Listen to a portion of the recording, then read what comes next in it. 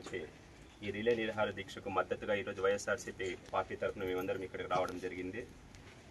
గతంలో కూడా మనం చూసాము, గుంటగల్ ఒక పెద్ద డివిజన్గా ఇక్కడ ఉండేటువంటి సందర్భాలు మనం చూసాం. కానీ గత కాలంలో సెంట్రల్ ప్రభుత్వం తీసుకున్నటువంటి రాంగ్ డెసిషన్స్ వల్ల ఇక్కడ నుంచి మనము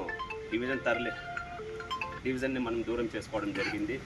ఇటువంటివి మరీ ఇంకొకసారి రిపీట్ కాకుండా మనమందరం ఈ గుంటగల్లో ఉన్నటువంటి ప్రజలందరము రైల్వే వాళ్ళకి సహకరించి వారు చేస్తున్నటువంటి ఈ ఉద్యమానికి మనం మా వంతుగా మా మద్దతు తెలుపుతూ తప్పకుండా మీ వెంట ఉంటామని మేము మరొకసారి తెలియజేసుకుంటున్నాము. అదేవిధంగా ఇప్పుడు ఏదైతే ఆర్ఎంఎస్ని ఇక్కడ నుంచి తరలించాలని గవర్నమెంట్ మరొకసారి ప్రయత్నం చేస్తూ ఉందో దీనికి అడ్డుకునేందుకు మీరు చేసే ప్రతి ఒక్క ఉద్యమంలో మా వంతు వైఎస్ఆర్సీపీ తరఫున మా వంతు సహకారం మీకు అందిస్తామని మరొకసారి తెలియజేసుకుంటూ ఈ అవకాశం ఇచ్చిన మీ అందరికీ ధన్యవాదాలు.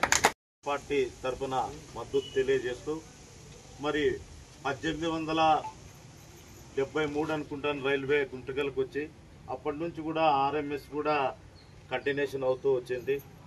మరి ఈ 22 సంవత్సరాలుగా చూస్తూ ఉన్నాం.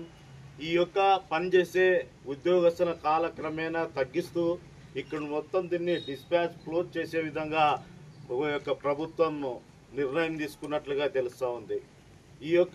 ఈరోజు ఈ ధర్నా అనేది ఇది ఒక్కసారి ఇప్పటికే కాదు, మనం చూస్తూ ఉండేది. అనేక మార్లు నాయకులు వచ్చి ఇట్లా తరలిస్తూ ఉన్నారా, డిపోని తరలిస్తూ ఉన్నారు, మీ యొక్క సహకారం కావాలని చెప్పి చాలాసార్లు అడిగారు, చాలాసార్లు చెప్తూ ప్రజల పరిపాలన కోసం ప్రజలకు ఏవైనా కానీ సమస్యలు వస్తే ప్రజలకు దగ్గరగా ఉండాలి, ప్రజలకు అందుబాటులో ఉండాలి. దానికోసమే జిల్లాలో ఉండే సంస్థలు కూడా నియోజకవర్గాల కేంద్రంగా తెచ్చుకుంటున్నాం. అలాంటిది ఈ నియోజకవర్గంలో ఉండే ఆర్ఎంఎస్ అనుకోండి, అబ్బా అనుకోండి, పోస్టల్ డిపో అనుకోండి, ఇలాంటివి ఒకటి తరలించుకుంటూ పోతే మాత్రం చాలా ఇబ్బందులు ఎదుర్కోవాల్సి వస్తుంది. ఎంతమంది సభ్యులున్నారో ఖచ్చితంగా కేంద్ర రాష్ట్ర ప్రభుత్వాలు ఖచ్చితంగా ఈ సమస్యను పరిష్కరించాలని కోరుకుంటున్నాను. అదేవిధంగా ఇప్పుడు అన్నులు అన్నట్లు మీరు ఏ విధంగా అయితే మాకు చెప్పారో మీ సమస్యని, ఆ సమస్యని మా పై నాయకులు తెలపాలంటే మీరు ఒక రాతపూర్వకంగా వెళ్ళాలి. ఇంతట్లోన మా చిన్నబాబు గారు అయితేనేమి, మా రామలింగప్పన్న అయితేనేమి, యుగంధర్ రెడ్డి గారు అయితేనేమి, మైనార్టీ నాయకులు నూర్భాయ్ అయితేనేమి, చాంద్ అయితేనేమి, మాబన్న గారు అయితేనేమి ఒక 10-15 రోజుల్లో మేము ఖచ్చితంగా వైఎస్ జగన్మోహన్ రెడ్డి గారు మా నియోజకవర్గ మాజీ శాసనసభ్యులు వెంకటరెడ్డి గారు కలుస్తున్నాము. కాబట్టి మీరైతే ఏదైతే సమస్యలు ఎదుర్కొంటున్నారో ఆ సమస్యలు మీరు ఇచ్చినట్లయితే మేము మా రాష్ట్ర అధ్యక్షులు జగనన్న గారికి తెలుపుతాము.